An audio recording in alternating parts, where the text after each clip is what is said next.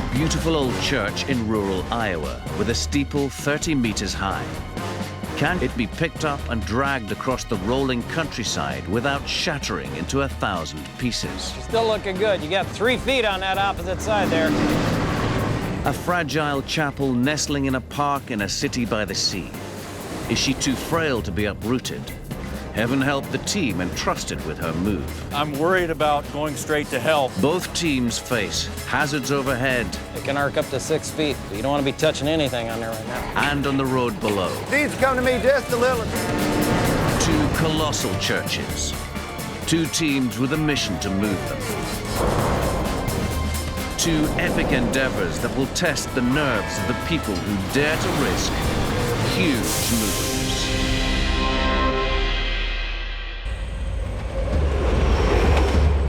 Every day, giant buildings are picked up and moved across the American landscape as if they were toys. But it's a skillful and dangerous business delivering other people's dreams. This house is being moved over 300 kilometers from a city to a rural paradise. The owner of this house wants it shuffled to one corner of his land so that he can build 3 more homes in his garden. He's turning the house round so that the bedrooms will face away from his new neighbors. And the owners of this takeout in Tennessee want it moved to another part of town where the people will hopefully be hungrier. But a devout farming community in Iowa is contemplating a move of quite a different order. Built on a hill at the center of this far-flung community, Trinity Lutheran Church has been its spiritual heart for over 100 years. It's a cherished local landmark, one of the first structures the settlers of Lincoln built in 1884. For generations, life has revolved around worship at this altar. Here, the local farmers have blessed their births and marriages and paid their respects to the dead. But the congregation has dwindled from 250 in its heyday to just 13. So to be saved, the church must be closed and moved. Today, its final service is in progress. But the one thing above all else we must remember is the church moves on. This church doesn't die today, it simply changes places. Today we're celebrating the 125th anniversary of Trinity Evangelical Lutheran Church. As much as I have taken care to preach in my sermons that this is only a building, it's a building that their fathers, and their mothers too, have in some cases spilled blood to build. Dear Christians, this church building is closed as a place for divine services. In the name of the Father, and of the Son, and of the Holy Spirit, Amen. No longer able to support it, but not prepared to demolish their church, the remaining parishioners have raised the money to have it transported to a town with more worshipers. A wise but painful move. Well, I'm sad it's closing, but I'm so happy that it'll just always be, and I didn't tear it down. The church needs moving 18 kilometers across rolling countryside to the town of Manning. The road is more suited to carrying a horse and cart than an 85-ton church. The man crazy enough to attempt to move the building, topped with a steeple 30 meters high, is Ron Holland. If you wanted to relocate this church, there's probably 3 different ways you could do it. One would be to cut it in sections that's small enough to get down the road. Heavy masonry structures are often dissected into smaller pieces when moved. This Greek Orthodox cathedral in Canton, Ohio, was too small for its congregation of over 300. They called in movers to cut the church into 2 pieces for its move across town to a larger piece of land. The movers left a 15-meter gap in between the 2 halves to create enough space to accommodate all its new worshipers. The disadvantage is, of course, the drywall. You got to fix it all back up, re-put the siding on, and reinforce it again back where the cuts were made. So it's a job. The other way would be to tear it down like a carpenter would build it, piece by piece. Sprawling buildings are often completely dismantled before they are moved. This Tudor pub in Manchester, England, was taken apart plank by plank when it was moved across the city to make way for new shops. But reassembling the 25,000 pieces of the black and white jigsaw took much longer than the movers originally anticipated. The team was fired from the job, and it took the proprietor over 18 months to put the whole pub back together. But Ron's no jigsaw man. He'd rather try and move the whole building in one piece. Fearing for their beloved church, the locals take this news with a mixture of excitement and trepidation. The thing I'm looking forward to the most is seeing it get safely the first, 300 yards? Whatever it takes down this hill and around the corner. Keeping that thing level enough without coming off, that's got to be a concern. I just think just seeing it go down the road and having to lift all the wires and make sure there's no trees and, you know, yeah. I just think it's going to be awesome just to watch. 2,000 kilometers away on Florida's Gulf Coast, another fine and fragile church is being sized up for relocation. In sunny Sarasota, the property business is booming. Over 40 blocks are being developed in the city to meet the demand for upmarket housing. This is a prime site, but a landmark building stands in the developer's way. Crocker Church is protected from demolition, so the city have pledged to move the church, parish house, and priest to a new site across town. These are the oldest standing buildings today in Sarasota.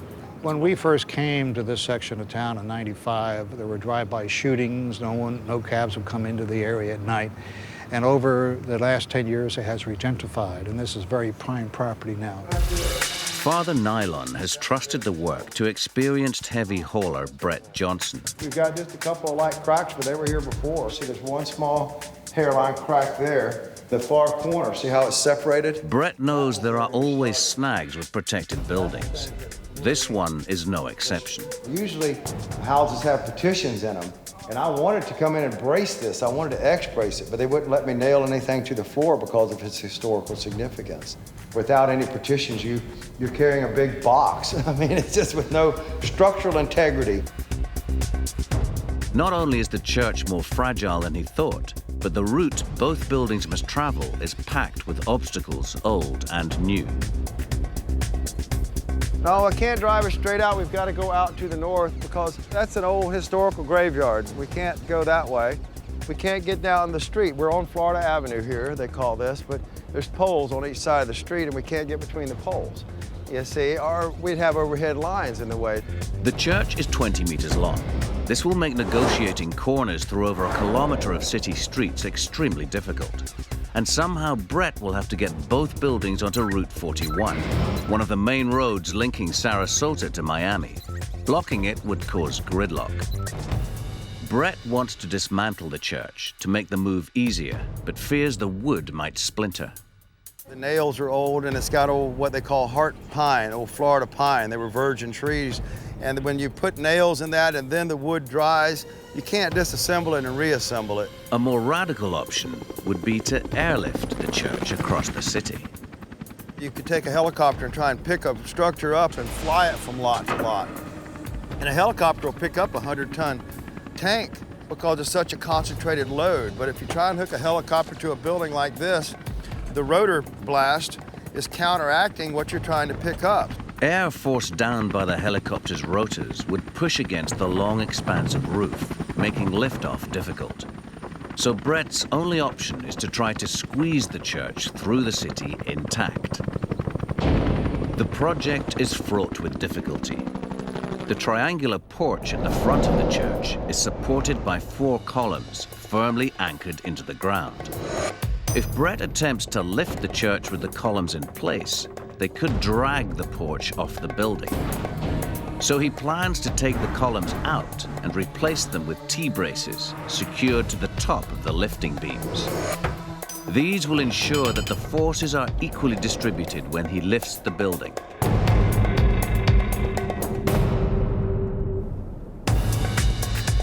Day 1, Brett goes to work. It takes 4 hours to jack the building up off its foundations. So far, so good.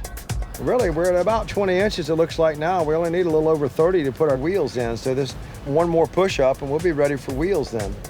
Now comes the first difficult bit. This church was not built upon rock, but in a bed of sand. Despite the jacking, it still sits in a deep hole.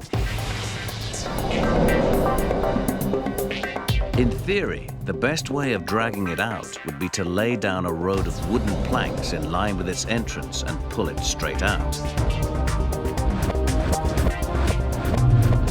But the graveyard, with its sanctified ground and protruding headstones, lies directly opposite. The only other way out is through a gap in the trees to the side of the church. To get it through, the team will have to try to precision turn the wheels to spin the church around through 90 degrees. Once turned, they hope to have enough space to build the road and winch the church out of the hole. Before we pull out of here, we'll actually turn it 90 degrees, and then we're going to pull it down the road backwards. Basically, with the front will be the rear going down the road. That way, when we pull onto the new lot, we can drive straight in. Turning the church round is easier said than done. They start to spin the outside wheels around a central set that have been anchored with wooden chocks.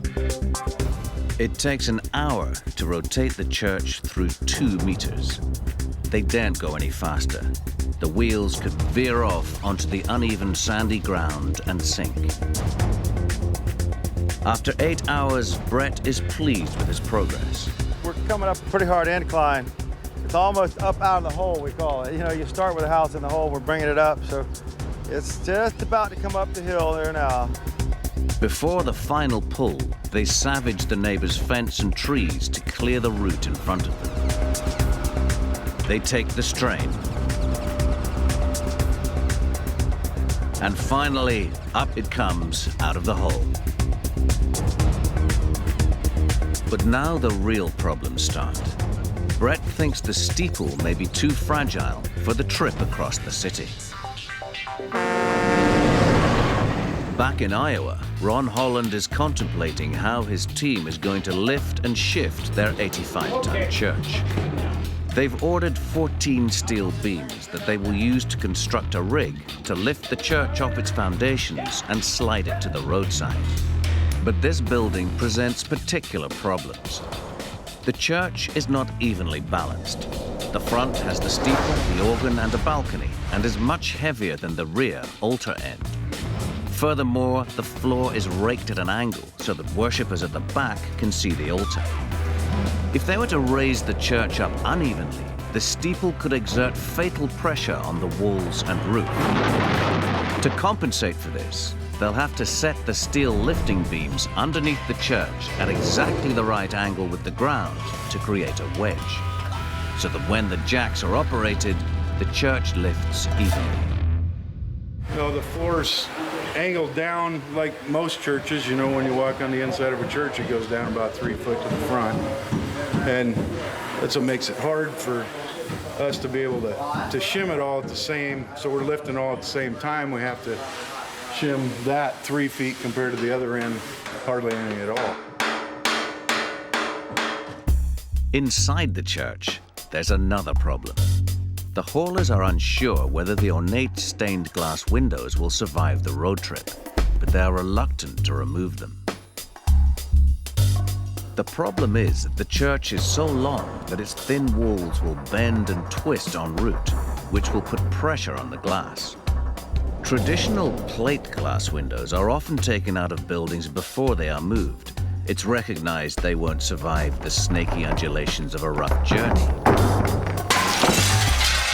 But the windows of Trinity Church are different. The stained glass has been secured into position with malleable lead. The movers are gambling that they will be flexible enough to bend with the church rather than shatter, but they can't be sure. As an extra precaution, they decide to insert a second layer of steel beams under the floor to give the church extra rigidity. The cross beams are going to be wider than the church. Basically, you want to be sure and get out to the outside sill of the church. And so I've got longer ones than what is really needed. And that will help strengthen that so you don't get a racking motion in it. But just as they finish securing these lifting beams, they hit a new problem. They discover that the wood at the base of the steeple is completely rotten. I'm not sure if it's just from dry rot or just rotting out, or if termites got in here. No, it's not termites, it's dry. It's dry rotted, okay. From the steps out here, the water used to run down and get back between them, and it just stayed there, and it just slowly got them rotten over the past 100 years. We're going to cut these old bridge planks to fit in here, and then shim up underneath to get everything tight and solid again. Doing the repair sets them back half a day. It takes them a week on site before they are ready to jack up the church.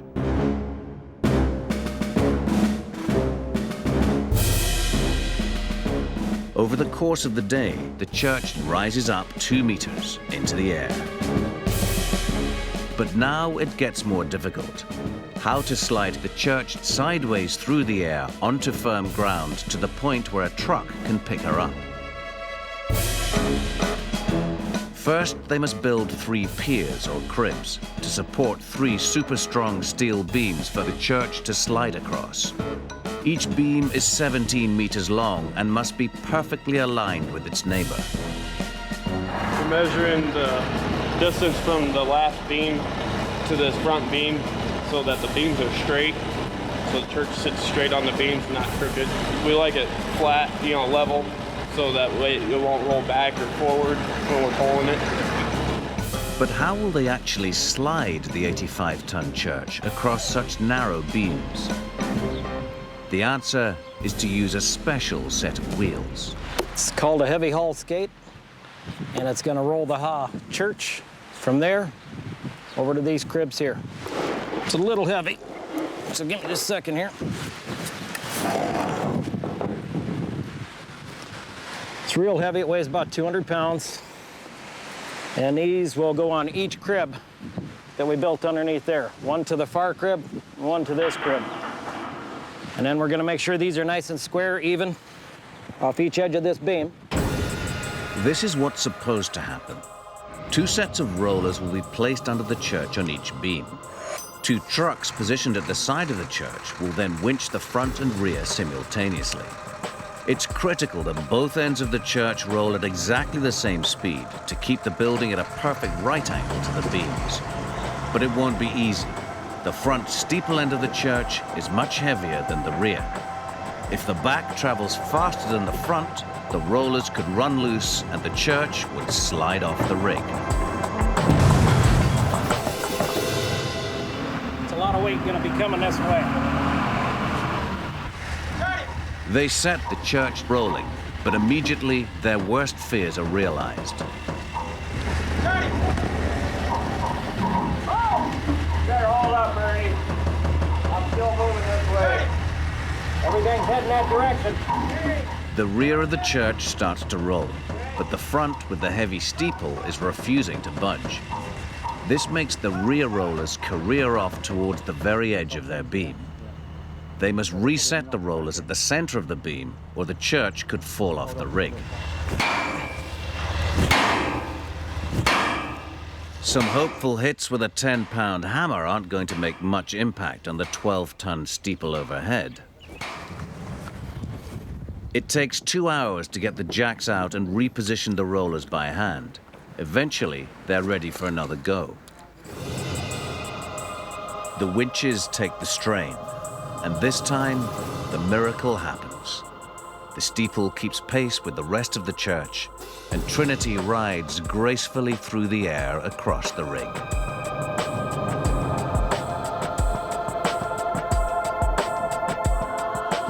But the steeple has proved to be a dangerous liability.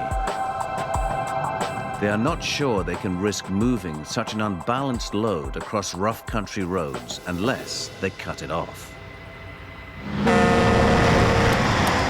Back in Sarasota, Brett has steeple problems of his own. He fears the steeple on his church is too fragile to survive the move if he leaves it in place, but it may fall apart if it's removed. He decides to risk taking it down. My guys are up there just bracing it up. We're kind of beefing it up a little bit so it doesn't crush. They're nailing some cross supports in there.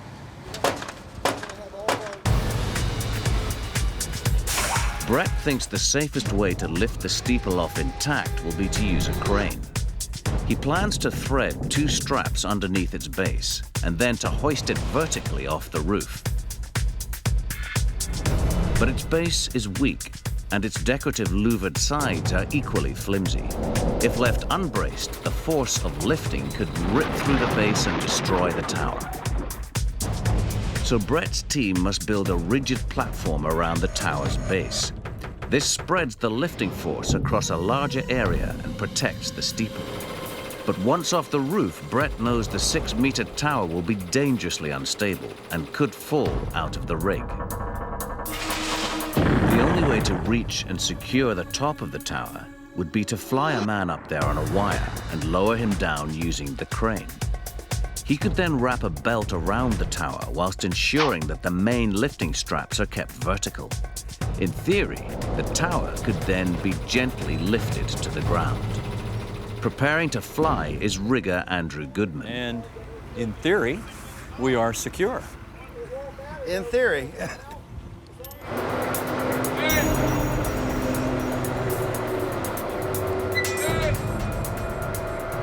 Crane operator Steve Farrer hoists Andrew 15 meters into the air like a fish on a line. I'm scared. Someone help.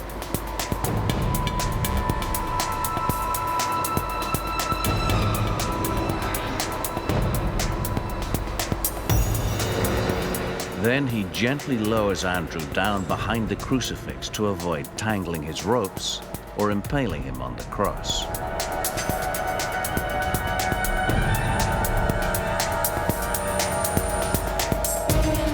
The sharply raked roof makes touchdown tricky. Right now, they're just going to hook it all up, and then we're going to have to snug up the straps, then he's going to put that ratchet strap on. Both lifting straps have to be adjusted to exactly the same length to guarantee an even lift. I'm going to pull up. You stay in the center, maintain your elevation. From the crane, Steve tensions the belts, and from his high vantage point, Andrew can guide him. The outside strap is shorter, so it wants to come this way. The strap length is not exactly right, so we can't shorten a strap, so we're going to use shackles and just lengthen the ones that are apparently just a tad short so that we lift it completely straight. Cutting the longer strap down to size might weaken it, so they hook extra belting to the shorter strap to extend it. He's checking the tension on the straps now to make sure that when we do lift, that we lift evenly on all 4 corners. 1 more or 2 more? They spend an hour fine-tuning until they think they've got it right. I don't know, this is pretty tight over here. It's looking good right now. He'll tell me if it's good enough. Andrew secures the tower top with a ratchet belt. What's going to happen is the whole thing is going to lift away from the building. The top is unsecured, but now that we have this strap, in theory, the whole thing will be contained by this one strap. Everybody ready? Okay, here we go. We're going to lift it a little bit. The moment of truth. Up it comes. Nice and smooth, completely controlled.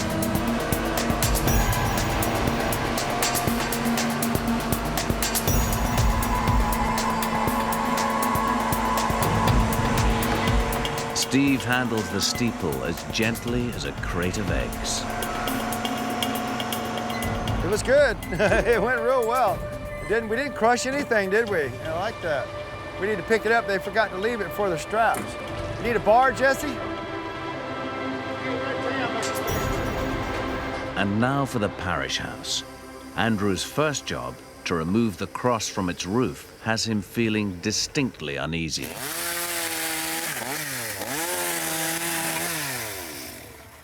Okay, is the sky going black?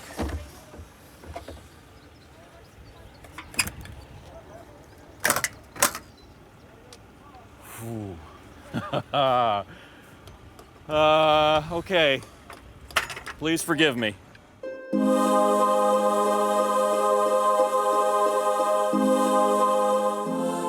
Andrew feels better once the cross is safely restored to Father Nylon. As church and house are prepared for moving, the steeple is taken on ahead to check out the 1-kilometer route. Brett has trouble maneuvering even this modest load through the streets of Sarasota. They have to zigzag to avoid hitting traffic lights. You got it. Come straight. You got it, Kyle. Push wires up out of the way. Yeah, go ahead, folks. Go ahead. Come on. Go ahead. Go ahead, ma'am. They even fall foul of wet paint on the road. Oh my gosh, look at my tires. Where'd the yellow paint come from? But both church and parish house are far longer, taller, wider, and heavier than this trivial load. The most difficult part of the move is about to begin. In Iowa, Art is still not sure what to do about Trinity's cumbersome 30-meter-tall steeple. There's kind of two options. One of them is to leave the steeple on. The other one is to take and cut it off at the roof line and lift it off with a crane and then reassemble it. The advantages of is it would lighten the front up considerably, but then it is going to leave the steeple open to the weather if you can't get it sealed up good enough. But severing this particular steeple would have serious consequences. In 1913, a tornado struck the church. When it was completely rebuilt, the connection between church and steeple was deliberately strengthened to withstand any future storms. The connection between steeple and tower is made by a square of solid wooden beams half a meter thick. Metal ties secure this joint. If they were to sever the steeple above this sill, the huge hollow spire would lose all its strength and deform. But if they cut off the spire below the sill, the cavernous bell tower would be weakened. So they have no option but to risk the journey with the steeple intact. But then leaving it on with that added weight, I've got to put extra wheels in. So tomorrow we'll be putting a T-iron and 2 more sets of dollies up front there. Art's team will now have to design a unique wheel layout under the church that can take the steeple's extra weight. Yep. Ideally, they'd like to use just 4 sets of wheels. The fewer wheels they use, the easier and faster it will be to get the load round tight corners. But the weight of the steeple is so heavy and localized that the front wheels could sink into the gravel road. To prevent this from happening, they will have to place 2 extra sets of wheels directly under the steeple. This will spread the weight of the church over a larger area and will protect the road, but it will make cornering more laborious. We've tried to divide the weight, the total weight up into thirds. It's 1/3 here and 1/3 here and 1/3 here. With 62 wheels in place under the rig, the team makes sure everything inside is secure for the move tomorrow. Everything looks good here. I don't think we're gonna interfere with anything here. Okay. I think we're in good shape there, don't you, Russ? I think so too. After weeks of hard work, Trinity is finally ready for the road.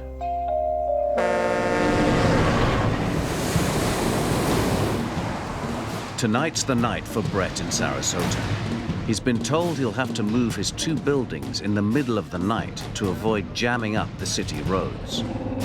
He's taken the bad news well and has made some special door tags to warn locals. It's just to let people know, if they're not home, that we've been moving a house down your street in the morning. When are you moving in? We're leaving over on 10th at 2 in the morning.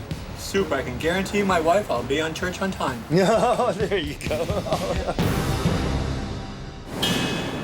Brett can't start before 2 a.m., but his permit expires at 6. If the church and parish house are not through the city by then, he may never be allowed to work here again. His first task is to guide both buildings up the city streets to Route 41, but this won't be easy. The route is lined with traffic light arms that have been specially built to survive hurricanes, so they cannot be removed. To get around the first set of lights, he must haul the convoy across the center of the road and onto the opposite sidewalk. There will be very little clearance as he snakes through. Brett tries to explain his problems to the police. Hey, I tell you what we got to do. The way these light arms are laid out, we got to cross the curb, go over to the westbound side. Then when we get in the middle of Coconut, then we'll cross over. We'll miss those light arms. You'll see we'll cross over the street, I think, and then we'll have to cross back over the curb to get on the right side. Hopefully we can do it in a couple hours. I'd like to be off the road by 4 and go to breakfast early. I'd love to see that. Watch that chimney, Joe. Just keep it steady. They ease their path across the center of the road by building a ramp from wooden boards. Both buildings are extremely fragile, and a sudden jolt could loosen an entire wall. And it needs to come to me just a little. Is that what you did? Okay. Brett's son, Kyle, motors the house up front. Kind of easing along real slow so they can keep up with it. While Jesse wrangles the church. The heavy humidity drains their energy. Boy, it's hotter than hell in here.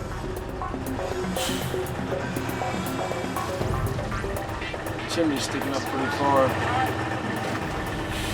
After a grueling 30 minutes, they manage to get through just one set of lights. But Brett seems happy. Looks like we're running pretty good, doesn't it? Just for eyeballing it on the lot. It's doing good. But up ahead lies the turn onto Route 41. This junction has 4 light arms, and the road corners are blocked with lamps. The loads are too long to turn onto Route 41 at this corner. So Brett's team will have to zigzag across Route 41 and drive their trucks off-road into Centennial Park to begin the second stage of the move.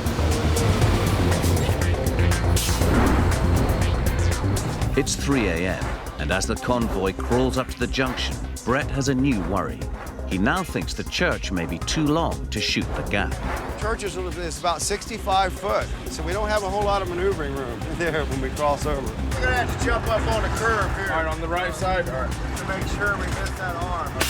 We've got to get far over to the right and jump up on the sidewalk a little bit to make sure that the 2-story misses this light arm here. So we've got another arm to miss. With 4 light arms to snake around, everyone's attention focuses upwards. Brett keeps an eye on the window as it scrapes by the first lights. See, I'll tell you when your dolly's there. We've still got about 15 feet to go, Kyle. I think you're good here. But just as the parish house clears the obstacles in the air, it runs into problems on the ground. No one saw this fire hydrant coming. Gotta get the jack machine and jack it up. We're gonna hit this fire hydrant out here. Lacking a few inches, so. Meanwhile, Jesse's easing the church up onto the sidewalk to miss the first set of lights. But he too runs into problems. With over 50 tons pressing down on these tires, running over the bolts in this road sign base would cause a blowout, and their makeshift ramp is collapsing. Both buildings are now blocking Route 41, the interstate highway, and the police are fretting. Time is 3:46.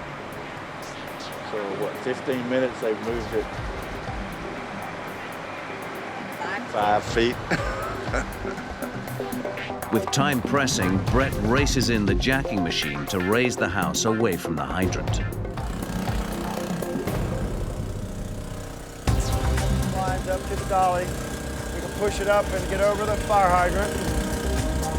Okay. They pull clear, but the setback has cost them 30 precious minutes. Got it made. Got it made. Meanwhile, Kyle and Bo build up the ramp under their truck wheels to get the church moving again.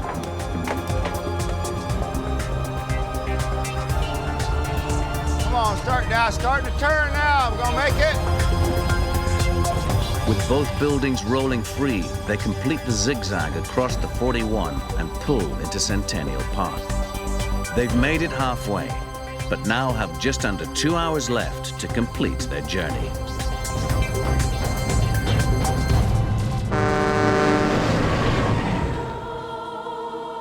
It's 8 a.m. in Iowa and the day of the big move. Ron alerts his team to the dangers of the 18-kilometer journey ahead. The route, I think we've all went through the route. The trees have already been trimmed. We do have some hills that's going to give us possibly some problems. There's some real rolling hills. That's when we'll need to hook the tractor up, so we'll use the tractor only on the hills when we need it. One other thing we want to discuss, Ole always carries a hammer or something, and if there's anything you see that isn't right or an obstacle or whatever it is, tap on the beam and that vibrates right up through the truck driver knows immediately he'll stop. The local police have given Ron the 10 hours until sunset to complete the move. His first challenge is to guide the church down the steep hill to the main road.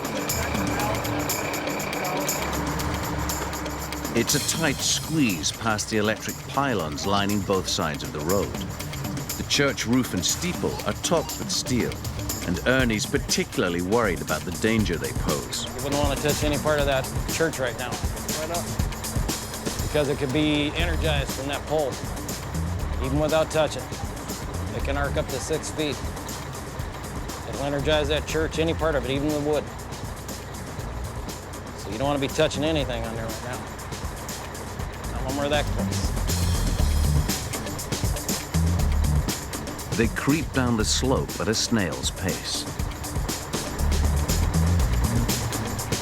A sudden jolt down this 10% gradient could loosen the steeple.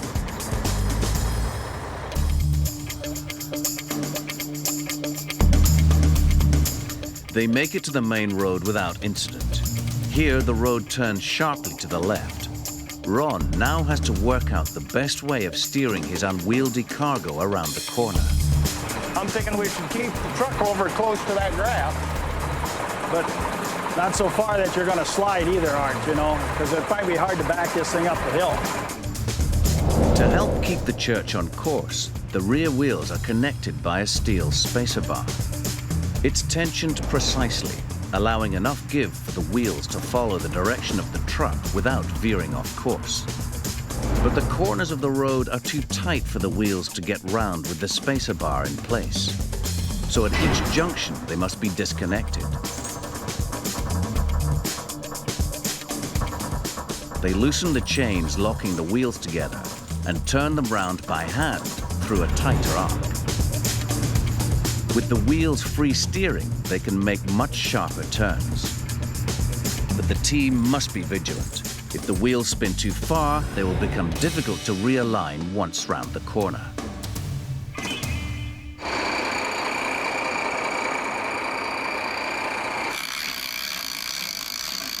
If I want to turn to the left, I come over here to this one that's on the left-hand side as you're backing up, and you tighten this one, loosen that one, and the dollies will come left.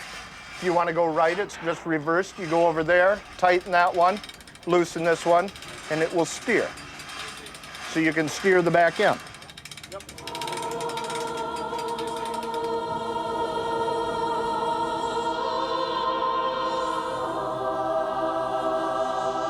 After each corner, they must reconnect the bar to keep the wheels properly aligned on the straight sections of road.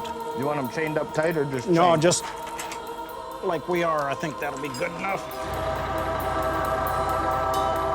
The church is much wider than the country roads, so an advance party goes ahead to clear the roadside.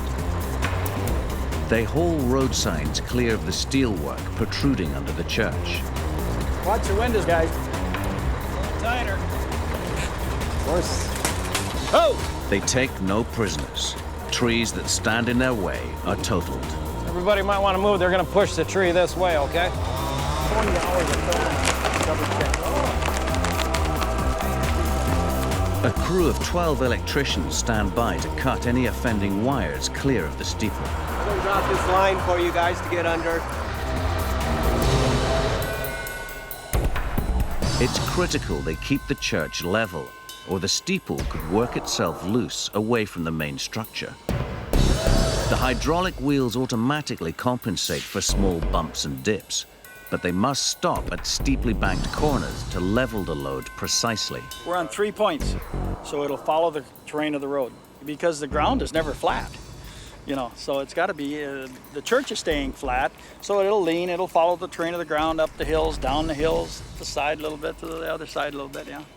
It's got to be made to do that or you'll twist the building, you'll rack the building.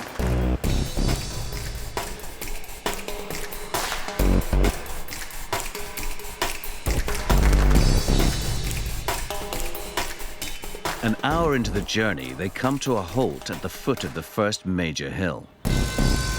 There's loose gravel on the road, so they may not get up it. Gravel has a tendency to lose traction. It'll slip because it's like you're driving on marbles. You don't get the traction as if you were on blacktop concrete. Ollie has persuaded a local farmer to lend some extra pulling power. We don't know which hill we need help with until we get there because we're not from here, I'm sorry to say. With the extra 450 horsepower hooked to the truck, they begin the ascent. I don't even know what it weighs, but it's got to be heavy. Plenty of power, plenty of traction. We shouldn't have any trouble.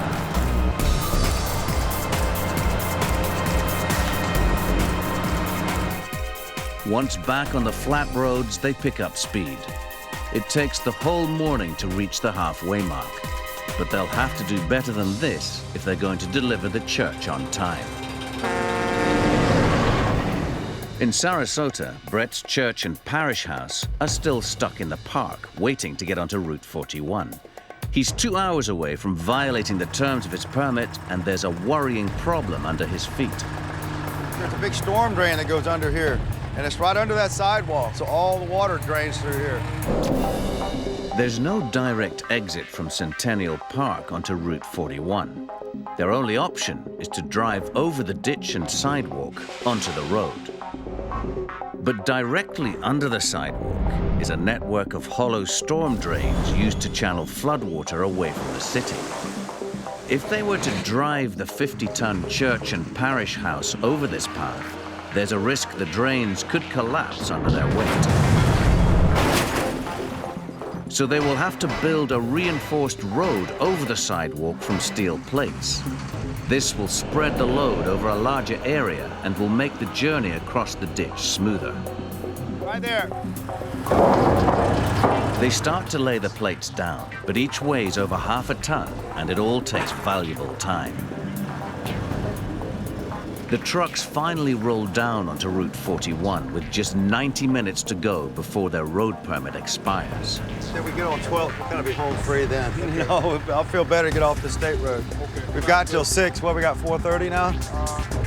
Yeah, about 4:30. Crossing the center of the road for a second time slows them further, but the wide highway allows Kyle and Jesse to pick up speed.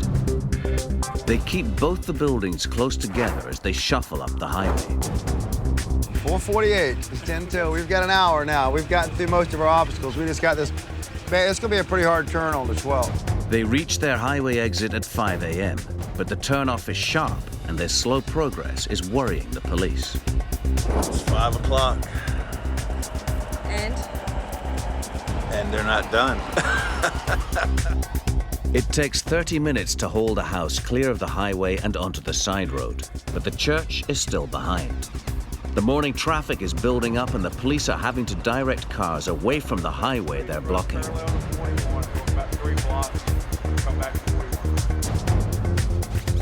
The moment the church clears the near side of the highway, the police reopen it to traffic. What time is it? We close to 6 yet? Well, we got 5 minutes to get off the road. So close to being out of the road yet so far. I don't know why they've stopped there. It looked like they were on a roll there. They must shuffle the house further down the side road before the church can move any further. But trees are blocking its path. Okay, Jesse, get this bad boy out of the road. All right, we're ready. Just after 6 a.m., the church leaves the highway. Yeah. All right, getting the order to open the highway. We're done. We're out of the road now. Both buildings finally reach their destination as day breaks. Once again, thank you very much, All right, Mr. you're welcome. Johnson. All right. Good man. Thank you, Jim. We appreciate it. Crocker Church is saved. The steeple soon reclaims its rightful position, and the church is restored to its former glory.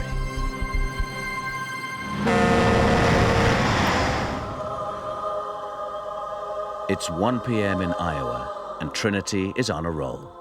The team pick up the pace to 6 kilometers an hour and race to get it to its new home by sunset. Captain Lance Evans arrives to escort the church on the final leg of its journey. We don't normally do things this big. We've moved all sorts of things from windmills to boats to houses to and now churches. The good people of Manning are overwhelmed to receive this very special present from across the prairies.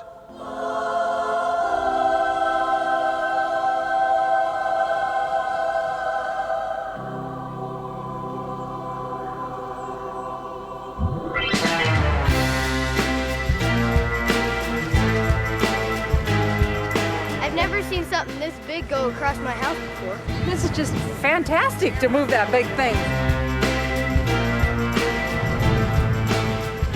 If any of these people are from the big cities, they think, look at those hicks. They think this is a big deal.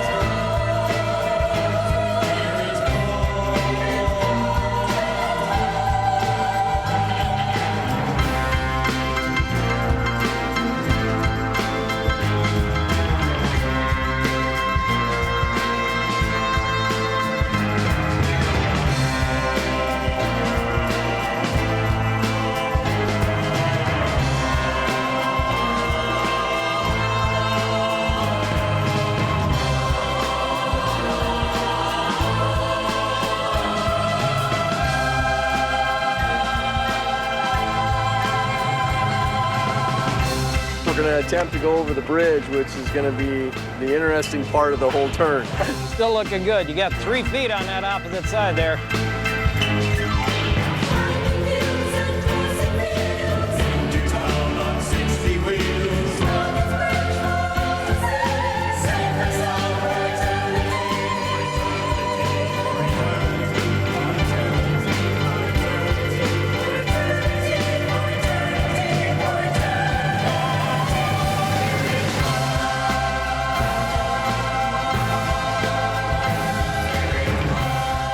After 6 hours, Ron's team guide Trinity up the hillside to its new home.